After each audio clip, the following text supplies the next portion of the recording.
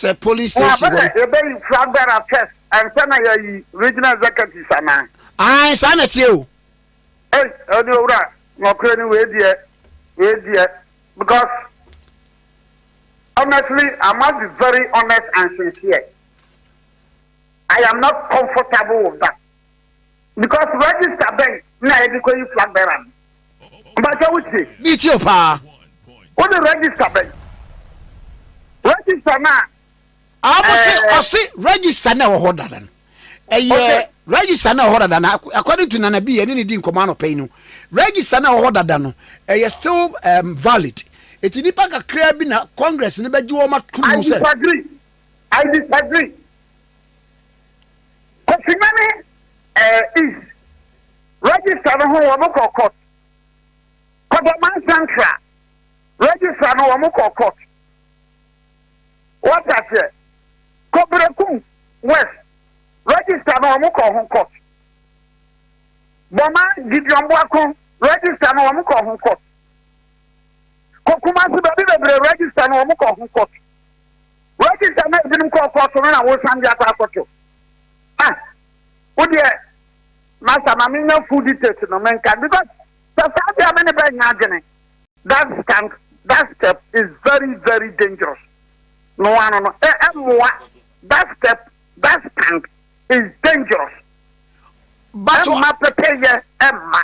Nane a register alone any betimi the problem but say register no baby a ho wasem no o ma yensiesie. Oh please I ticket and call register not the same the braba to facilitate so then a compilation of paid up members no register from polling station to work to constituency what to constituency we are what to regional what to national and some what to flag bearer no me bisa wasem almost the problem by a pano. You spent almost 3 years in fighting a woman because of the flag bearer. And that technology was over registered card members. Our can be make us dangerous and more party. At the young neighbor, at the young neighbor, my canon prince, I mean, can be bye bye. Yanko Yanimanafe, Yanko di and Como. Yane Nana Obiribuahin. Entering Como or a former deputy general secretary of the New Period Party was signed a year Mrenimuni Kessie, Yanino entry and Como. Blue champion Nana Obiribuahin Mimoche. Nana Mimoche. No, just so.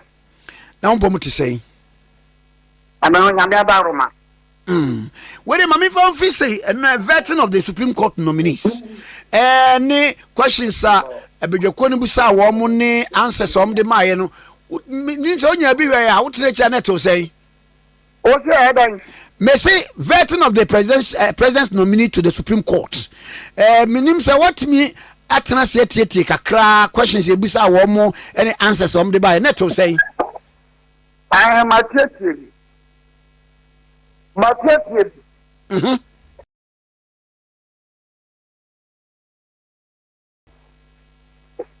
Neto say, me patron Neto say. Oh, sir, you decide judges no or margin. No, so you're not going to no, and not on so otchere. So what do you mean, I say, judge and you and waiting. You can't say that. I am the personal view. You be son say. Ya pese peja omudiko Supreme Court. What do you say? So me give it a judge because I say, or did he say yama yan legalize homosexual? Until ye ni na gene ye no. Abraham so me imagine ye me say homosexual there yama no a crime. Listen me nti ye ni imagine ye me. You know? So yeah, that's what I'm not. So I don't see Judge Baku Casa and Kayama Supreme Court judges in year 20. Near Nagane. Judge Baku Casa,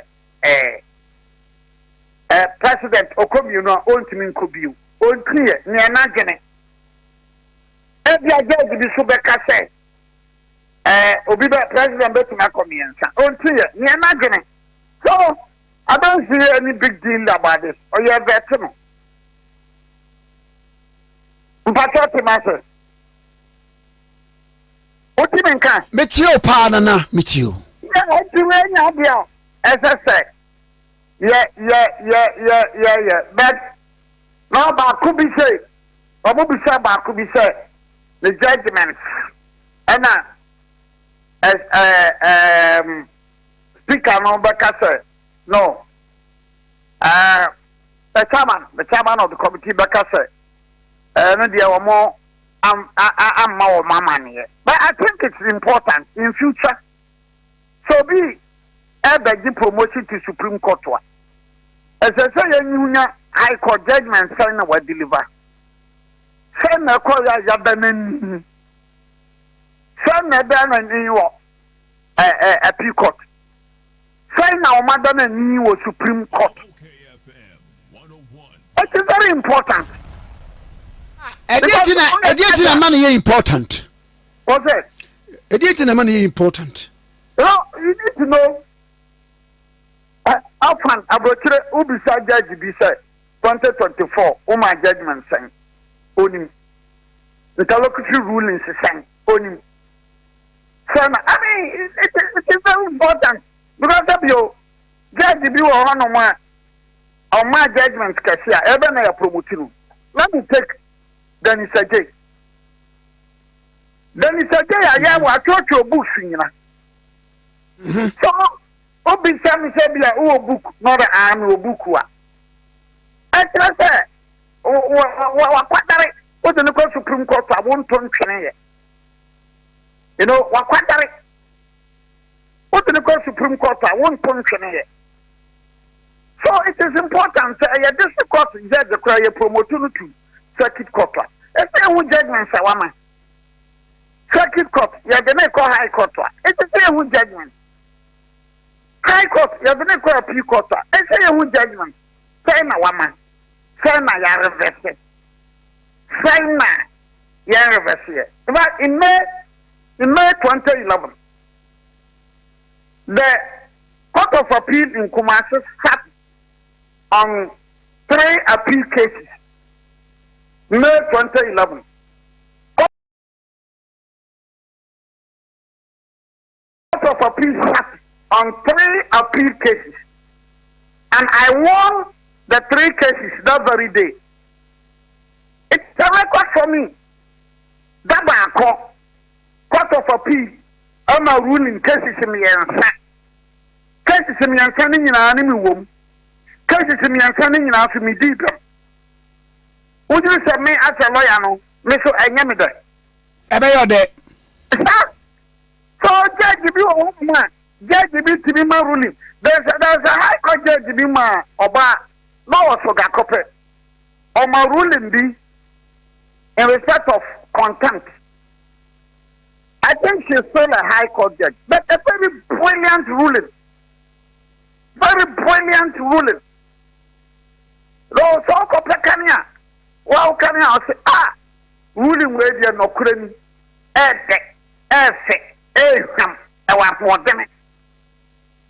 a Court of Appeal, my ruling be. Then there is another judge. I think Dennis Oseshere, or my ruling be what? Secondly, cause a matter affecting consistency. Now, you see, you come up, the original judge, but on no common ruling in application for interlocutory injunction. I am Maria. So recently, I think you're free from Pong. I'm a from Pong. I'm a ruling do a second. Come on. Obi plaintiff. And a defendant to me a counterclaim. I'm a from Pong say my dismissal, you know, because I cause for matter affecting consistency. So, I'm going to judgment. What is a judgment to be about? Kumasi Ede. Judgment to be about second. Be about Kofod. Be in crowd Sunday. I know be a Sunday. Joan King. my judgment to ma or down high court. Joan King or my judgment to be or down high court. It's a very beautiful one. Corporation. What I say? Man go come brother there, no be go say oh you uni anti. In Tibet as lawyers who have been going to court, I will move my brother judgment. And now my contact or whatever me baba me judgment. Well, we say yes, yes, so lawyers, we are very practicing lawyers. We are very much particular about ruling and judgment. Yes, you pay tough, you pay and to do all the men of you judgment to a corner, me send it the amount. That's the first why we depend more on the Supreme Court judgment. What I say? You beside judgments, a boy, but so House of Supreme Court. Now, you judgments do what the amma near ya reverse, near Court of Appeal reverse, near Supreme Court reverse, near Court of Appeal reverse, and the Supreme Court as an restore. We are not being fair to ourselves. It will be some assignment person. Well, yeah, now any mamma Comoso and run so Mamanyoko and Penny call meeting, National Executive Committee and a National Council, and Yama Omdi Bear Muba Kwa agent in Titimedia Himupan say January Mubai flag bearer for the new party and our 2028 election. Na actually na nsa na mo hwede e wo actually afi wo ma bai mu wo mo de be congress na wo makwaje atum say police station e be flag bearer first and sana regional executive sana sana tie o odi owura no kure ni we die because honestly I must be very honest and sincere. I am not comfortable with that. Because register bank na ediko flag bearer. But I would say meet you pa. What the register bank? Register na. I say register na ho dadan. Register na ho dadan according to Nana B any di nkoma pay no. Register na ho dadan no still valid. It nipa kakra bi na Congress ne beji wo matum say. I disagree. Because is register no ho court. Kodoman Central register no wo court. What I say? Kobrekum West register no wo court. Boma Gideon Boakye register no wo court. Kokuma Sibabi register no wo court. Register na bin court so na wo sandi akwakoto. Would Master Mamina food details no man can because the family are many by Nagane. Register na blocked, a binuma to coin, a binuma, a binuma JF party. And then I want to register for cry. Maybe I told you, I said that to you. And you tell me about Gane, Banabakan. January 31st, 2026. It is a deep one anyway. But the country say, and yes, me any paboni, and yes, me person and yes, it is a very, very dangerous. That step is very, very dangerous. No one, that step, that stand is dangerous. But my prepare, Emma. Nane, a register alone. And the problem about say register no baby a ho wasem no o ma yensie. Oh please I ticket and call register no the same the braba to facilitate no so yenye compilation of paid up members no register from polling station to work to constituency go to constituency we are what to regional go to regional what to national and some what to flag bearer. No, me be sa wasem. Almost the problem by a pano. You spent almost 3 years in fighting a woman because of the flag bearer. And that technology was over so registered. Can't remember that. Oh, I didn't come to you. Mura nyameka say na dangerous emwa party no ediyonde beba makanem prensa menka bio bye bye. Na yewura Steven Tim. Yewura Steven Tim ni krata o de ba abonten say ne hododo na abusuafo na de ba ye. Eno a create confusion here.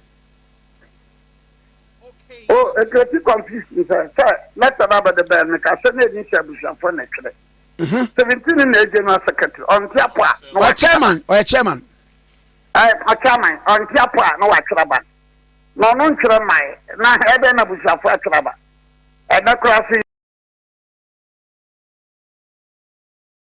the nuclear system oba nikunu bema ene na yere ene ne ma maame na nkyere se nikunu tiapo na ma nkyere o se bushafo say please I don't think with due respect I'll be wasting time on this enkaye enye family ni na be general chairman no man enkaye the property must be done also be here baby na or you prepare or nice or you prepare Jamu and I say, I'm not interested in that. I don't see the relevance of that. Because Nipa not on one S or two letter. Nipa not on one S or two. So Nipa need mental problem there. Nipa need mental problem there. Because enwa menina na bi di nkomo no. Wo se krata de na ye wo mu ni se. Wo se wo ma tro no wo mu se abusuafo na tro mu se he's mentally incapacitated. Please, take. And never be a drunu. So, problems are a year anaba. But then correct this is most also. Most also, if the party doesn't finish it, on one map and three streamline the Biana and the party doesn't finish it, the party can take a decision for itself. Why are the answer what you just said? And I said, you are the chairman of the party. For one reason or the other, I wouldn't even trust one. And yet, turn actual cost of one reason. Now, we shall fracture letter. No, Kobisa, Nanabi. No, Nanabi. So, how do you justify this? Please, because there's no justification. There can't be any justification for this. I know one actual letter. No, I will phone. I never control NPP. I am a moment constant no campaign. No moment I say, what I had for five. Nane, who did a BB Koswa Emunaho between Bia Chairman 17? Any party in them? I cannot speak to issues I mean yet. But I'm speaking the truth. Within the given situation, this is what we should know. Nane, and now the entity and say at some say Brimpa, mo party constitution can say chairman no anywhere ne first vice no na act chairman buti. Yes, ni pebi sorry so am pretty much Mahamadu act as chairman. And no ma teki Dr. Mahamadu Bawumia. Mahamadu act constitution say 17 ni wa bute na eso bute wo ho. Everything na o man you may not be in the same political camp with bute. You may hold the contrary view, but the proper thing must be done in absence of 17. It is bute. So also original meeting and say one plan the question. Ada bute wa yebo ni biana. Ana wa kan se bi na nya da, say no soronko. And a party in constitution so yes soronko. I mean, a party in constitution in your sir, chairman you are first vice. Chairman Tiapa, it is the first vice. The bute ko jina be bi kura kuta flag. Some support to Kojo, me support to Kwabena, me support to Kweku. This is what I say bute because of the untimina. And also can say the bute first vice to be in a young penny. What to be that? Some of them. Monya party no moya ntitimune you know. We need to be very careful. Media man can't. Me kwa ma mimia mano. Our party no kwa no beba power kwa me na je no be yamia. Makasa ma mimia mano. Asampa. Because I say you be flag bearer first.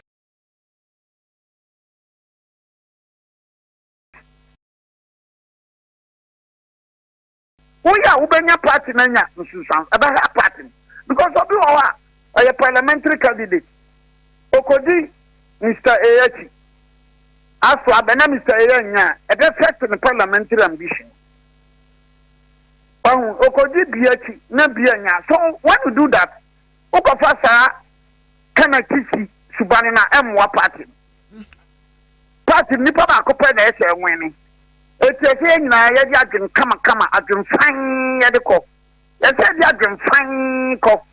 So, why when you say, why you flag bearer, January 2026? Yeah, I prepare yes away, nipa, down there. Say, and yet, no, will be other cambum. Gabby, Tio.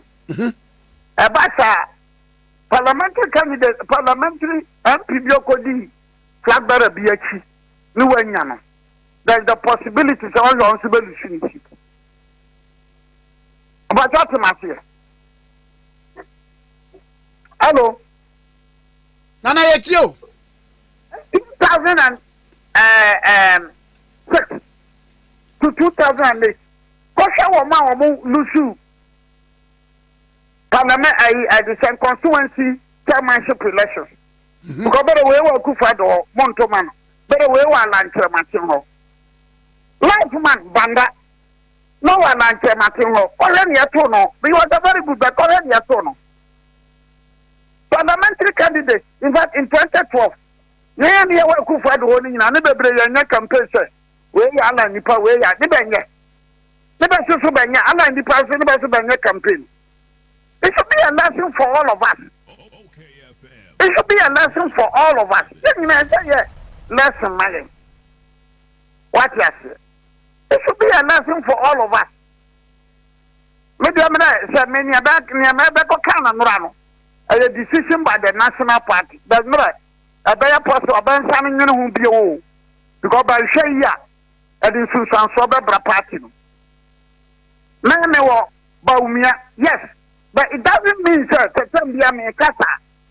Not to be because I don't say Bawumia and no one as a supporter. I don't have to do that. I don't have to do that. Never hear my partner as a major.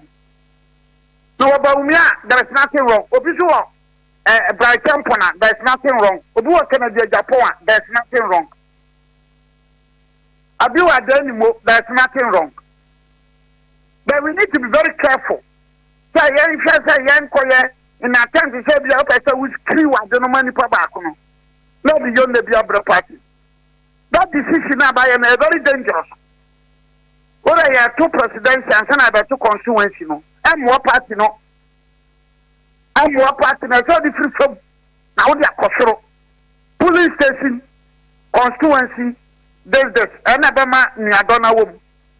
Now, says, I better be in Tia. Now, says, I got you back. Well, I said to me, you know, yo, yet, but then you met him, I can't know. Na nana wonni ni se ebia executives be it regional national and na bia one person maintain one position tina bia na moyi A2 obi me say obi say na dwene ye ne se ebia national fo no ene region fo no e be so maintain one position enti ene wo mutu sa na moyi uti bi say ye to say and I will be maintain the position as a general. Never what party in as a general. And I will be maintain the position in here. The party will benefit the entire party. That is the most important thing. Party in can come here and you back for the position. What you say? I have the party first. So a bit more unbridled ambition.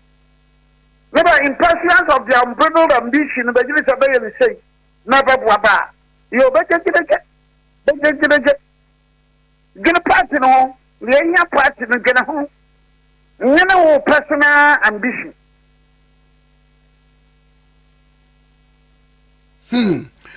I see. Nana, in view of this, Moko and then now and there. Bosumi pepe moko Congress. Ediana ebetumi aba Oje ade. Mo ko Congress akọje san hye ni nyina atom ana mo reject. Say na obesi two party for delegates for. Ameti ba so say decision abaye no. Ma be mu ya, ma manfo mu ya be. They should not ratify that decision. They should not ratify it. It's dangerous for the party. I say every police station, we are called constituency, we are called regional, we are called national. Because one time next year, 2026. Now 2026, we time I have a swan. Most young to flag bearer, the Asante Bediatuo, and I'm going to one in Kwabena Agyapong. More national officers, more regional officers, constituency officers, and more time. Now I'm going to be young to flag bearer. Not just about the one to flag bearer. No more sympathy. Not just what the whole join Bawumia, no Bawumia winning. Then it's one winning national. Now you are a movie out to him for study. Moya Jumania, why a Jumania? Okay, no other canal. Now, everyone, me a deputy. Two times, a big Ghana had that. A big that. 2 times, and I know about it. But that's a very minimum free, which a bit more Ghana, but I mean, quiet. National chairman. I do that in Africa. I mean, called. I didn't know I won't call. Mama, mean call. I mean, called. They are back keeping a different position with their Minko. Now, we are saying Minko. Tom. You must be principled and bold to Sammy and honest and sincere to Sammy. Over Sammy, I know what the one called Josu be. Oh, if I'm on Josu, Bawumia, or when you are not familiar. Say, people from Moko Congress, I'm going to more Tom. The betting hey, young men on people from Muslim. The best from the Akosoro. Police station first, constituency, regional, national, and then about flag bearer. I don't know. Maybe the Nawako Josu Bawumia, Bawumia, Yakwini, we are, or the original way, Musan returning me. Yes, that's your hope. But the now called Joshua Kennedy. Maybe a Kennedy way. That's a Kennedy Colonial. Yes, that's your hope.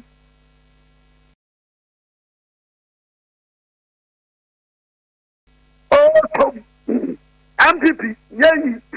Even police stations in the enemy crowd was started in 2021. And now I'm going to take about now 2020. Fafi ya beskati police stations ni bi. Amoto wa se Kweku Annan sisubanu we. Say yen na yen ko to January ni e koi flag bearer. Ansa na ya ba pulu. Munya sata no kwa mama so kwa didi. Eh, na mpani na akohia o. Etinye one man decision o. Benya sata no. The party. That decision, that position will not help the party. About one person that can have monopoly over the party. It's a flag bearer.